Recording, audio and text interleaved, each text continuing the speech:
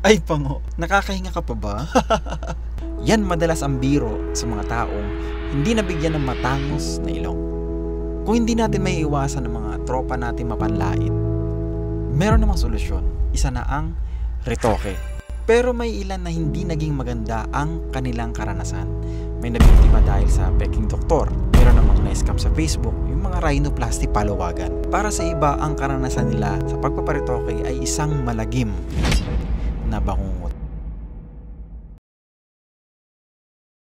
Eto na nga, to cut the story short, parehas tayo ng problema. Pero gusto ko sure ball ang solusyon. Kaya naman, nag-research muna ako para 100% sigurado sa magiging desisyon ko. Si Doc Buds ng Jansen Pampanga ang nakita kong cosmetic surgeon na halos lagpas dekada ng experience sa larangan ng pagre-retoke. Kaya naman, hindi na ako nagdalawang isip na puntahan siya. Linggo nang pumunta ako ng Pampanga para magpakonsulta. Kaso wala palang schedule si Doc pag weekend, kaya nagpaset ako ng appointment ng weekdays. Nabigyan agad ako ng schedule the following week. Nag-commute lang kami kaysa magmotor kasi last time, hintik na kami mabangga ng marurot na jeep sa May Angeles area para iwas sa berya na rin. Pagkarating nga namin, kumain muna ako sa tapat ng Jansen. Kasi pag nag-go agad ako sa operation, kailangan kong uminom ng gamot yan. Good afternoon po. Sexy. Sige po, video mo. So, kaya lang, ayan ha. Ang sexy, medyo itataas natin. Konti lang naman kasi medyo mataas na eh. Dahil wala talagang natural, ang patawag kasi natural asymmetry. Pagka nag-A-Lar trim ka na, wala na sa ano yun, sa proportion ng nose. Kasi ang nose kasi, okay, I 1/3, 2/3, ano? Pagka nagsa-sexy A-Lar ka, A-Lar trim ka, magiging 50-50. Yeah. Wala na, pero aesthetic na lang kasi. Even with surgery, no perfect symmetry sa katawan. Filming may konting discrepancy on left and right. Huwag lang obvious na obvious. Okay? So, ganun lang. Iniiwasan natin yung overhang na tinatawag. Kita mo, overhang na nakaganon. Nakaganon na, no? Nangyayari, tapos papasok mo na.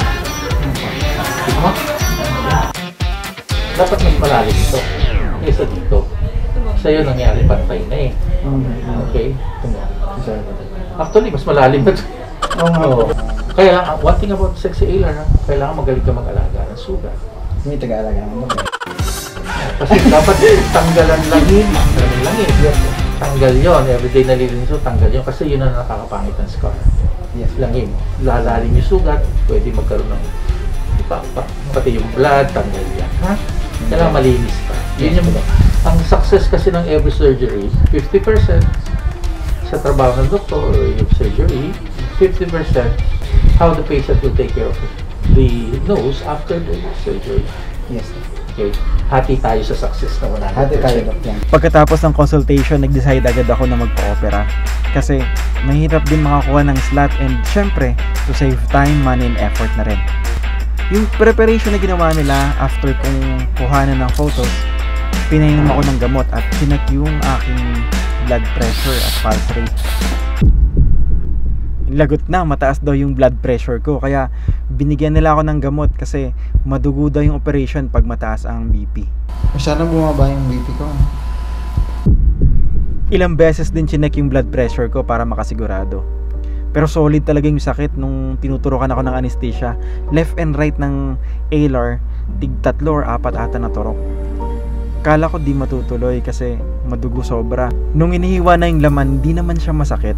Pero sabi nila madugo daw sobra. Isa din sa nagpatagal yung pagtatahe kasi tumitiklop talaga yung needle. Dahil matigas daw yung talukap ng ilong ko.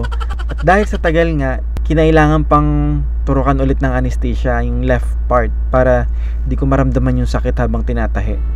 Pagkatapos, binigyan na ako ng reseta na kailangan bilhin para makainom agad ako ng gamot. After 3 days daw, kailangan kong bumalik para sa suture removal. At dahil meron din palang clinic si Doc sa Manila, doon na lang din ako pinapapunta para mas madali na. Yan, ngayon alam nyo na kung paano yung madugong process. So, abangan nyo yung part 2 kasi doon ko naman ikikwento kung paano yung aftercare, ano yung gamot na ininom ko, paano siya linisin, ano yung mga struggles ko sa pagtulog, and ano yung mga bawal gawin, ano yung mga pagkain na dapat mong kainin. Eto, anong nangyari, bakit bumuka yung tahi? meron bang solusyon sa malaking scars at paano pagka nag-form ng keloid. And yan yung mga dapat mong abangan para aware ka na kung paano mo siya gagawin. Sa mga mababait na staff ng Janssen Pampanga, maraming salamat po. At kay Doc Pads, hindi ako nagkamali sa pagpili. Napakaingat niya at hindi nagmamadali. At eto na po yung resulta. It took me months then to find the right surgeon. Kasi aanin ko yung matangos na ilong kung palpak at pagsisisihan ko naman pagdating ng panahon.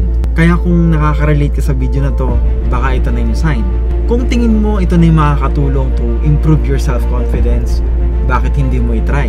Tsaka huwag ka na rin magdalawang isip dahil isa lang naman ang isip natin. Siguro advice ko, una, mag-save ka.